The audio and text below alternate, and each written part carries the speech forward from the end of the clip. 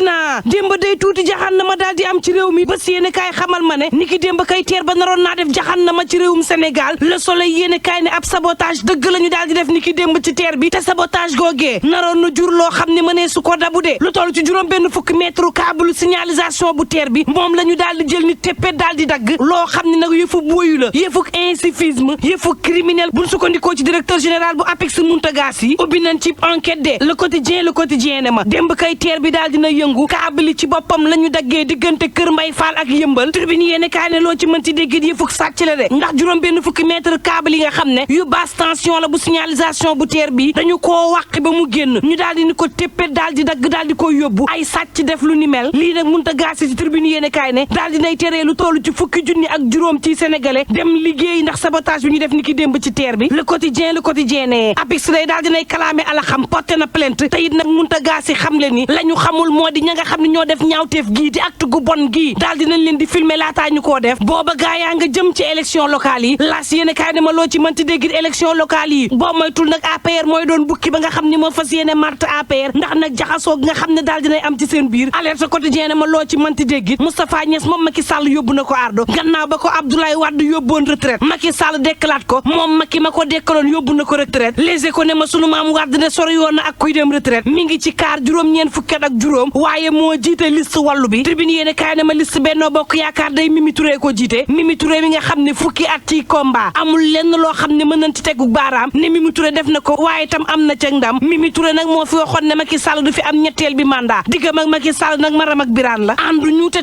tàggoowuñu L'évidence yéene kaay ne boo moytul day moom Mimi Touré mii moo nar a doon nag njiital assemblée nationale en tout cas gaa yaa ngi koy rafetlu jàpp ni tab bi nu Mimi Touré bii ab signal bu fort la le mandat yéene kaay daal di xamle nii Mimi day lu mu ñàkkoon lu ne daal dina koy amaat ci élection législative yi ña ngi ko jëlee fu sore daal di koy génnee nag ca combaxtaluk APR moom Mimi Touré loo ci man ci dégg yi la élection locale daal dinay jax lool sax ña war a ànd ngi ànd ña warul ànd ngi ànd 24 heures yéene kaay ne en tout cas parrainage moom ña ngay joxe verdict yi rek aar Sénégal moom jàll na ak bokk gis-gis liggéey bu Papa Diop ñaari coalition yi jàll nañ ci parrainage bi l'observateur ne ma am na yeneen yoo xam ni day kale nañ leen ci yooyu la élection mu di bu Bougane Gueye Dany gëm sa bopp Adama Faye Serigne Mboup ak Fadel Barro ñooñee nag daal dinañ leen di recalé source aane ma moo ne day Bougane Gueye Dany négocié woon na ak i coalition yoo xam ne ñu ngi ci réew mi de lu ci mel ni bu Abdourahmane Diouf bi waaye tam bu wàllu Sénégal mujjuta antu Bougane nag jàpp ne dëgg-dëgg wàllum politique ndaw yi nga xam ne taxewunu musuñu amuk salte waaye tam kenn musu leen tudd ci lu ñaaw ànd caag ñoom dafa gën moo tax nag coalition bii mu daal di cay jël ay xale yoo xam ne masuñu leen tuumaal lu ñaaw ci langu politique gii Kalidou Niass moom dafa mer daal di bàyyi ndax nag ak ndaw la jëlee ci géejawaay daal di koy teg ci ñetteel bi place bi su soi daal di may xamal ne loo ci mënti déggit mi ngi génnee ak téeméer ñaar fukk ak benn junni baat ci élection locale yi nekk itam ñetteelu force politique bu réew mi mënee su koo dindi yéene kaay bi ne ma gannaaw Benno Bokk Yaakaar ak Yewwi Askan Wi élection locale yi ñu génn gëm sa bopp gisaat na ca boppam te jàpp ne nag bu àndu taki politique it mën na dem ak ca gël guyam moo tax it moom la def daal di jël ay xale yu nekk ci coalition bi defal leen ab liste ànd ak ñoom loo ci mën ci déggit coalition yi sakkan na de critique yéene kaay ne ma nañu moytu daal transhumance ki daal di fay juddu tribune yéene kaay daal di may xamal ne maire yu bëri daal dina ñuy dem ca Macky Sall de waaye ña leen woteeloon ña nga mer ba futtu jàpp ni nag woteelu ñu Macky Sall ñoom la ñu woteeloon te bu ñuy dem ak mandat ba daal ñu ca wéet lool ndax lu ñu ànd ak moom critique yéene kaay ne ma alliance yi ñu gis saa si tembe mooy ay alliance contre nature transhumance gi mi ngi ci réew mi waaye tam jënd askan wi mi ngi ci réew mi daanaka ab arnaque dong la ñu fi nekkee ngir bëgg nag amuk mandat député ñene woon duñu ànd ni ki démb tey ànd nañu de gaa yaa ngi jënd ñeneen ñu bokkoon feneen ba am fa ndam ngir ñu ñëw ci ñoom lépp nag ci langu politique gi ngir am ndam ci élection législative yi ndax nag bu ñu yeggee ci assemblée nationale lañ doon xaar ci ñoom daañu ko mën a matale en tout cas alliance yaa ngi jur jaxan na ma de source a xamal ma ne yeewi askan wi day alliance bi nga xam ne daal dina koy def ak wàllu daal dinay jur nag ñenn ñu nekk ci yeewi fas yéene tekki seen ndombal tànk ña nga ca Bakel bokku ca PUR nee ñu nag ba ñuy waxtaan ci seenu biir booloo ak wàllu bokku ci woon les échos yéene kaay ne ma moom wàllu sax alliance bi ma ngay tas këram ndax Mayoro Faye ak Cheikh Mbacké Dolly daal dina ñuy bàyyi Mayoro Faye ne fukk ak juróom-ñeenteelu place ba lañ ma jox moo tax nag bàyyi naa parti démocratique sénégalais Karim Meïssa Wade daf maa wor ak lépp loo xam ne defal naa ko niki démb terewul Karim Meïssa Wade mii wor na ma Cheikh Mbacké Dolly xam le ni man parti démocratique sénégalais ci boppam moo ma war sama digganteeg ñoom nag jeex na tàkk dañ maa fekk may nelaw ñu jël paaka jam ma ko ci digg ginnaaw la ma xeex ak ñoom démb mu metti lool tey ñu bëgg maa imposer Abdou Mbacké Dolly du ma ko nangu yéeni kaay bi dafa faf sax sampub laaj ndax nag Abdoulaye Wade mii nga xam ne jël nañ ko def tête de liste looloy wane ndax doomu Abdoulaye Wade yi bëgg nañoo màgg wala màgg nañu yéene kaay bi ne ma góor gi day mi ngi ci xoluk sénégalais yi ba tey waaye nag ay élection dongu la tudd Sud Quotidien xamal ma ni législative 2022 yi day dina andi surprise yu kenn foogul Babacar Fall bu gradeg ne feem la rek de gaa yi feem la ñu daal di demee ndax fa nga xam ni keneen mënoon na faa ñàkk gaa yi dañuy dagan ak baatam le témoin yéene kaay ne en tout cas gëtti moom teggeekuwul benn yoon ci président Macky Sall ndax nag gaa yi ña ngi koy xaare feneen fadul ci élection législative yi buñ ca génnee faw mu leeral sénégalais yi nag ca laam-laamee wala tam wiiri bi muy def ci ñetteel bi mandat bi loo ci mën ci dégg it yéene kaay bi ne desal ak man ba tey de ma xamal la nag coow laa nga ca l'hôpital Le Dantec bi nga xam ne président Macky Sall day war na wàcc ne dañu koy daal di yeesal méngale l'hôpital Le Dantec ak jamono waaye day gaa yaa ngi laam-laamee lu toll ci téeméer ak juróom fukki milliards yi nga xam ne ña ngi ko teg nag ñoom indien ci table bi ngir fas yéene aki moo suufus Dantec googee nañ ko surveiller de yéene kaay bi ne nañ ko surveiller ndax suufus Dantec googee buñ ko deful dana tàbbi nag ci loxol indien yi président de la république Macky Sall nag daal dinay dig sénégalais yi defaraatuk Dantec googee waaye nag gaa yaa nga yëy noppam ci suuf di ko xamal ne la gën moom moo di ñu jëlee Dantec fii mu nekk ci xoluk Ndakaaru yóbbu ko feneen ay courtier nguur gi nag di ci dox ànd caak ay indien fas yéene caa jël nag juróom benn hectare def ko seenu moomeel jox nguur gi nag téeméer ak juróom fukki milliards yéene kaay bi na mën a ci askan wi wax de lu ko mooy làmbaay dina ñaaw réew mi quotidien ne xibaar bu neex diggante Ziguinchor Kolda ak Tamba niki démb day taw yu njëkk daal dina cay wàcc yàlla na doonu xéewal di leen ñaanal mbokk yi kenn daluk jàmm.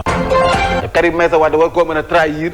ba 19e position nee na parti bi du ci kalando du ci saret du ci witir moom parti bi Boeing la ci donc xalaat c'est que Mayoro Faye bi Abdoulaye Wade di investir ci lu jëm ci ñuy jëm ci élection législative bi Mayoro Faye c'est lui le président de la commission en charge des alliances électorales en plus d'être le président de la commission communication waaw Parti démocratique sénégalais moom mooy président commission en charge des alliances électorales donc alliance bu ñu war a taxawal nekk moom ci turu PDS moo ci war a waxtaan à part bien sûr alliance ak génne quoi à part Lamine Thiam mi nga xam ne moom lañ teg ci boppu kuréel yëpp mais c'est assez donc tey alliance bi nga xam ne moo am ci wàllu moo ko doon waxtaanee ci biir PDS moom moo ko doon waxtaanee xam naa bi ñu ko waxtaanee après dañ ko jël tekk ci 19e place mu ne mu ko jot a daal Mayoro Faye kon nag moom wane na ginnaaw nee na pare na ci li nga xam ne mooy parti démocratique sénégalais le parti démocratique sénégalais perte bu mag la temps moom dong lañ doon gis te du moom kese moo nekkoon image parti bi et depuis longtemps c'est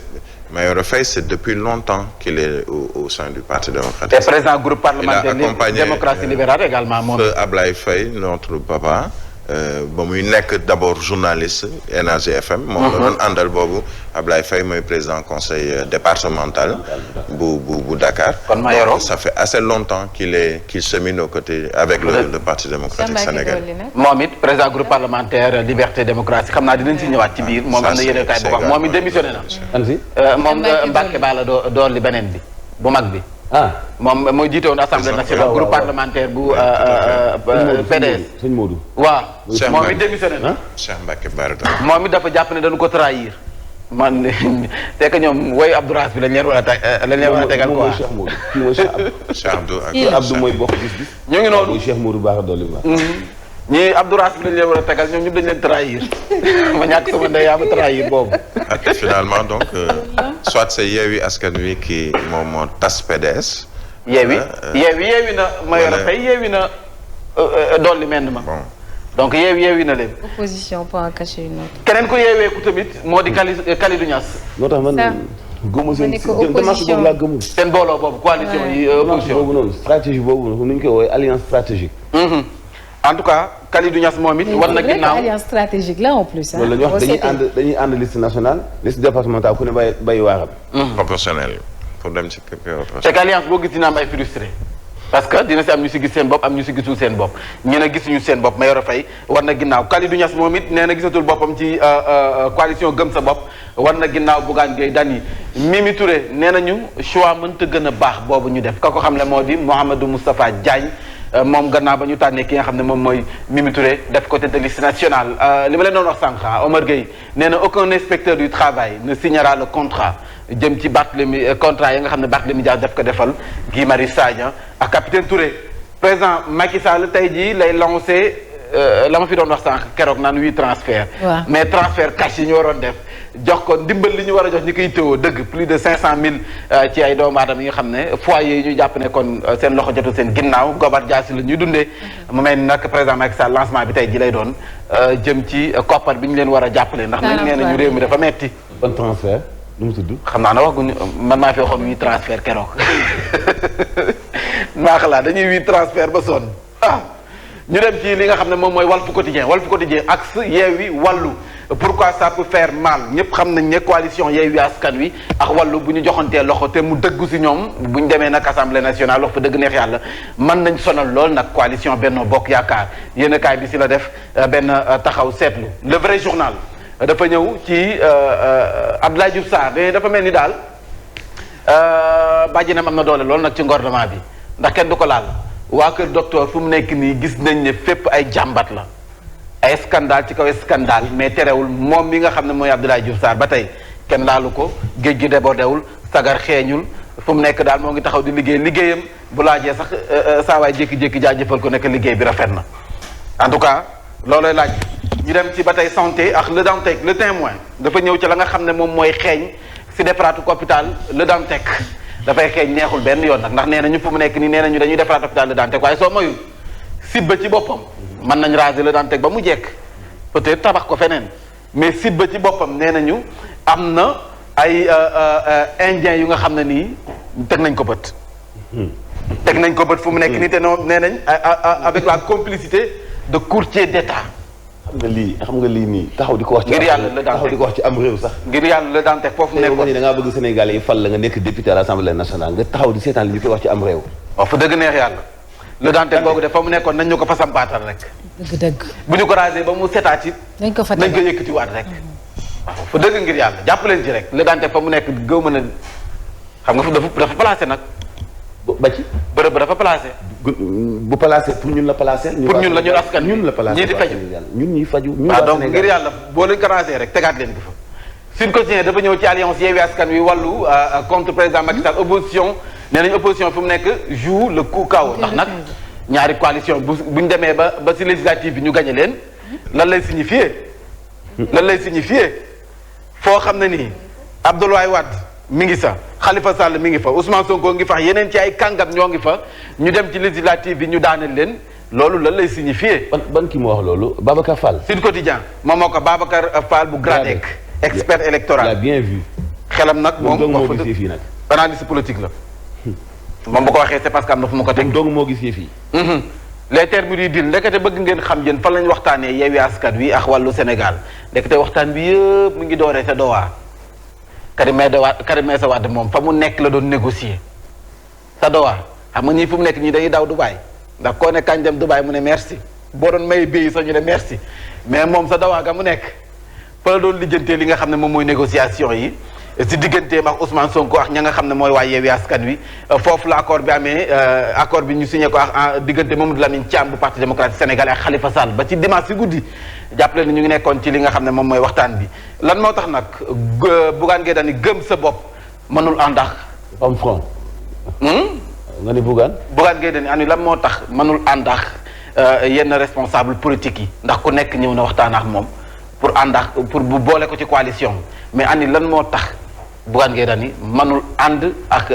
ñi nga xam ne moom mooy leader politique yooyu en tout cas yenn kaay bi def na ci taxaw seetlu impossible accord entre gëm sa bopp et plusieurs coalitions ndax ku nekk nag wax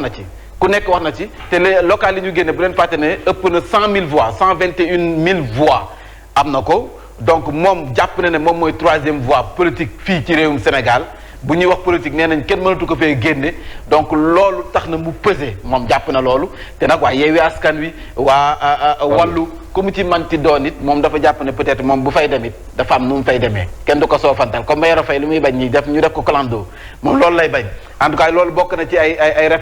li nga xam ne moom moo tax nanguwul dem ci yenn ci ay coalitions yi. je dis que la démission de Kalidou Niass. c'est également la même chose que ni Mayoro démissionné fële parce que fañ ko tegoon ci ba ñuy def investiture yi. liste bi fi ñu ko dugaloon. position bu ñu ko joxoon. clando lañ ko defoon quoi. waaw exactement. parce que tamit investiture yi coalition bi am na ñoo xam ne ñooy clando yi. donc source A boobu génn noonu bëggoon naa xam front pur bi ci biir Yewwi Askan Wi. aja ñu dem ci. waaw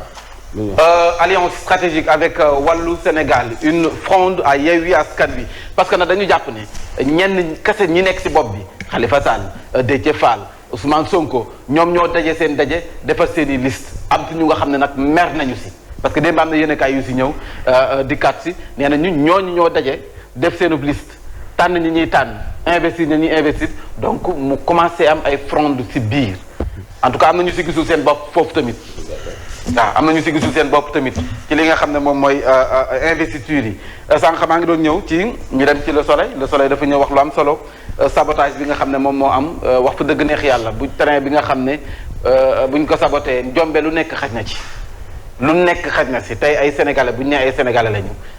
te di tay la bakkenu ñenn ñi wax fa dëgg neex yàlla nañ ci bàyyi xel mais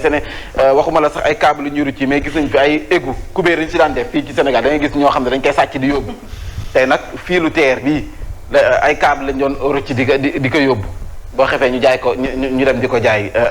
nañ waxante dëgg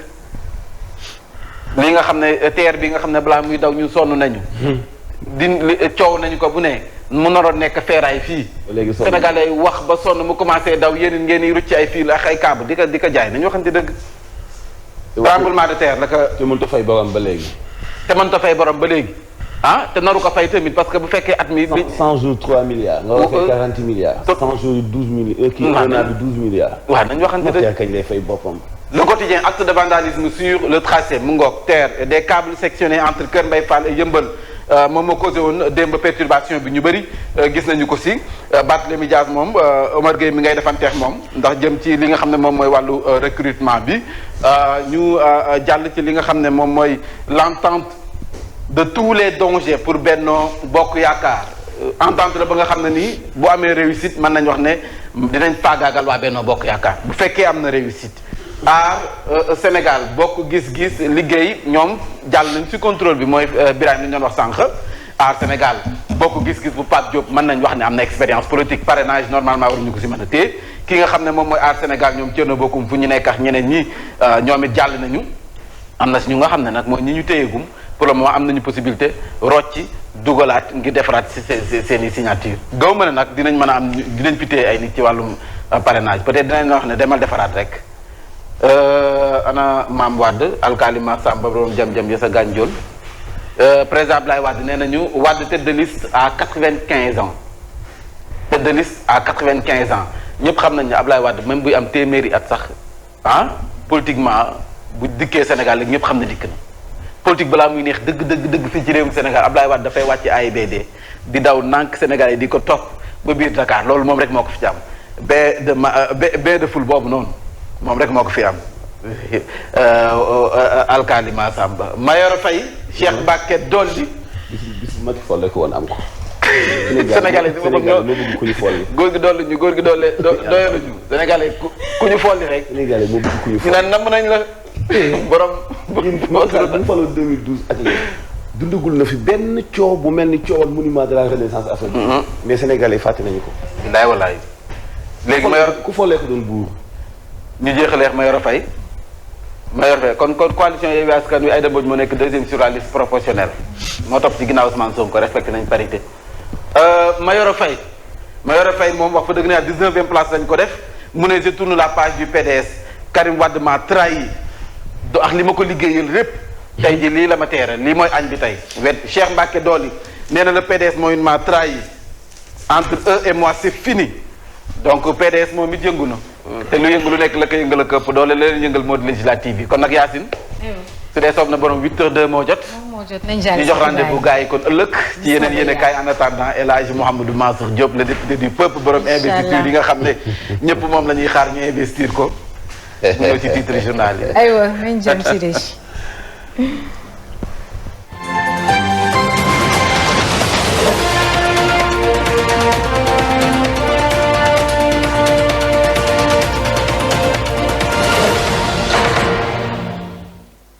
fa ñuy àttee ñi violé waate ak ñiy rey ay nit la ñuy àttee ñi dagg fiil yi nga xam ni mooy fiilu terre bi loolee di kàddu yu Mountaga Sy bu ñu leen jàppee ndax acte criminel la ko tuddee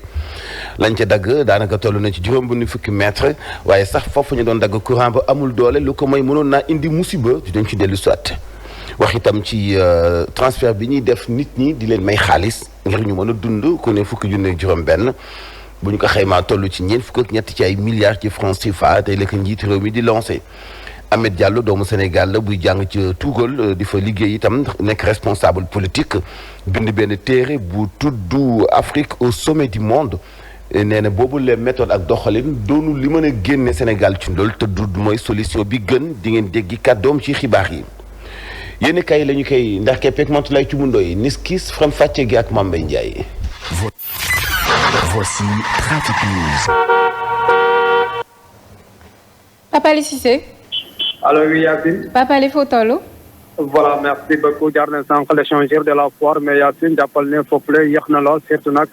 ñi nga xam ne ni ñoo bay ko jàmmulaay rond point 26 jaaree ko yëngu leen ak ñi nga xam ne ñoo bay ko Padoa yéeg pont bi vers la passerelle bu Nabou Cukër foofu la waxtu yi takku leen lool ba tax na c'est un peu difficile de progresser tranquille ba ngeen dépasser foire aussi ñi nga xam ne ni ñoo bëgg a wéy sur circulation toujours sur la VDN foofu la aussi xaar leen fa des embouteillages surtout nag sur le tronçon ralliant Cimetière Saint-Lazare vers la déchante du pont Sacré-Cœur 3 foofu la aussi waxtu yi takku leen lool ndànk ngeen di progresser c'est ak boobu même situation aussi sur les allées du cantonal pour les véhicules en partance vers rond-point Cyprès foofu la aussi déwlongu ci les véhicules moo leen di xaar c'est ak boobu mais yaa ngi rappelé rek ñi nga xam ne nii ñoo bëgg a wéy seen circulation sur l'autoroute Seydina Limamou Laye vers fi nga xam ne moo nekk hôpital bu Léopold Maguiline Senghor foofu la aussi waxtu yi takku neen lool ba tax na ça circule lentement pour le moment yaa si fekk. Trafic News. merci beaucoup Pape Ali Cissé ba si kanam aywa Mame Mbaye. ak yaa si ñu fas yéene door waxtaan wi ànd Cheikh Ibrahima Diadji Touré ak le député du peuple El Hadji Mouhamadou Mansour Diop ak njobbe la nga xam ne moo amoon ca train express régional démb xam ngeen ne kon nag ab perturbation daf sa am directeur bu APIX daal di génne andi ci ay leeral nee na nag di guddi ko dibéer ji jàpp altine ay samba boy ñoom ñoo wàcc tolloox forêt classée bu Mbao daal di nag fa yàq fa la nga xam ne wala sa doon fa jéem a sàcc yenn ci ay câble basse tension nañu ko woowee ay 60 mètres mu mel ni nag loolee mu ngi koy ñaawlu nee na mbiri duñ ko bàyyee noonu da koy clamé yóbbu ko ci yoon porté na plainte contre Alxam Muntaga Sy directeur général bu APIX ay kàddoom. tiitaange parce que dañu am démb ci guddi ñu ñëw dugg ci yoonu xàllu TER bi sàcc ay câble dañu dagg fil yoo xam ne fil yooyu ñooy piloté train bi di ko rapporté ci centrale boo xam ne foofu lañ koy def supervision bi dañu xëcc câble bi dagg ko gis ngeen ko nii dagg ci 60 mètres yóbbu ñi ko def xam nañu li ñu doon def bu baax a baax a baax parce que demuñu ci câble haute tension yi fi ma taxaw ni am na ay câble haute tension yi ma jege demuñu foofu laaluñu loolu dañu jël câble yóbbu câble yi acte de vandalisme la acte incivisme la ak aussi acte criminel la mënoon nañu am accident ferroviaire ci train boo xam ne Sénégal yëpp ñu ko ŋànk accepté ko di ko jël tey fukki ak juróomi junni doomi aadama demuñu liggéey ndax loolu. voilà mu ngoog muy jëf ju nga xam ne ni peut-être Sénégalais yu bari ñu ngi koy ñaawlu El Hadj. non rafetul benn yoon wax dëgg yàlla lu ñëpp di ñaawlu la parce que lu ci mën di am ñi xëyul liggéey dong problème la accident bu ci mënoon a amaat comme ni ko Mountaga Sy waxee loolu itam laneen la mais kan moo ko def foofu la question bi ne ki ko def xam na ko am na ci connaissance parce que xam na ban fil moo am courant bu ñàng ak ban moo ko amul ñoom itam ci wàllu motuwaay gisal nañu seen bopp ni am na ay manquement ñoom ci seen bopp xam nañu ni kon doxalinu TER bi am na ay manquement ci wàllu surveillance bi ci wàllu yu mel noonu bu amee comme bokk na ci fil yi nga xam dafay alimenter liy tax ñuy am information chaque instant moment yi action yi di am lu tax jotuñu information bi à temps ci distance bu jigee comme Dakar ak TER bi fi muy yem Dakar ak Niadio donc c'est un problème wala ñu ko doon def dañ ko maîtriser de telle sorte que dafa am rapidité boo xam ne xëy na mënuñu gaaw intervenir lépp ay question la parce que nekkul câble bu tuuti donc am na poids njort naa ni xëy na ñi ko def léegi mu feeñ mais dafay gën a wane manque de civisme bi nga xam ni Sénégal ñu ngi koy jànkuwanteel parce que ak lu mën di am soxla nañu ay explication ci TER cher bu mu cher taxul ñu bàyyi ko duñ ko bàyyi mukk soxla nañu ay explication TER nañ lay wàccuwanteeg li ko war ci at mu nekk soxla nañu am explication ci exploitation bu TER pourquoi ay étranger di ko def yëpp ay question la yoo xam dañ ko posé woon yàgg na amuñ ci réponse ba léegi mais n'empêche du tee ñu dénoncer ku def lu ñaaw ci terre parce que li tax mooy mi ngi servir dëkkam ak lu mu néew nit a ngi gaare otoom jàpp ni moo gën a yomb ci wàllu circulation bi mu koy jël ñu bëri bu ñuy liggéey moom la ñuy jël ñaata nit ñoo lay transporter par jour donc defe naa ni bokk na léegi ci quotidien wu sénégalais yi donc di def ay pexe boo xam daf ko yàq nag lu ñëpp di dénoncer la lu ñu ñaaw la mais comme ñoom itam nit ñi amee courage di dénoncer actes yu bon yi yu ñaaw yi di descendre sur le terrain nañuy am courage bu mel noonu itam di wàcc sur le terrain di jàkkaarloo ak victime yu terre bi nga xam ni barke démb semaine bi passe rek ñu ngi def ay manifestations. ñu ngi interpeller Mountaga Sy mii di interpeller waa le président de la République ni ko ndigal li nga joxe woon ci ñu indemniser ko victime terre bi kenn defu ko kenn respecté wu ko waaw fil bi mooy doxal terre mais terre nit ñoo tax. créé par l'homme mais pour l'homme nit moo ciy jariñu léegi nit kooku bu fekkee bi ngay implanté lëf lii moom victime la ci nga war ko jox ndàmpaay li bëgg a def ñett ba ñeenti at bu yëglu doo ko faale alors boo nekkee victime ci benn fil ci terre bi kenn dootul dégg itam loolu woti taxas genn wet la loolu itam manque de respect la ci sénégalais bi moo tax kilifa yi foog ñu leen di interpeller parce que nit machine mënta ëpp nit valeur nit ki mënut a nekk victime ndax sa ay machine bi am ku ci def ak yàqute nga génn ba mel ni njombee am alors que nit ñi doon ay victime ci sa machine boobu bi ñu génnee di manifester faale woo leen yaa ngi woon sa bureau bi. ok mais du tee nag ñu dénoncer acte bi moom kenn rafetlu wuñu ko mais nañu génn wax ak victime yi aussi itam comme ni ñu génne bi wax ni ñuy wax ak fii lii. Birahim est-ce que tamit sénégalais bi du xool comportement am gis nañ stade Abdoulaye Wade bi bu Diamniadio bi ñu ko defaree inauguration ba ñu commencé ka vandaliser am yu si bari yoo xam ne yàq nañ ko tey terre bi nga xam ne ñetti weer la fi defagum xaw ma ñeent gis nañ ni ñu ko tàmbalee def.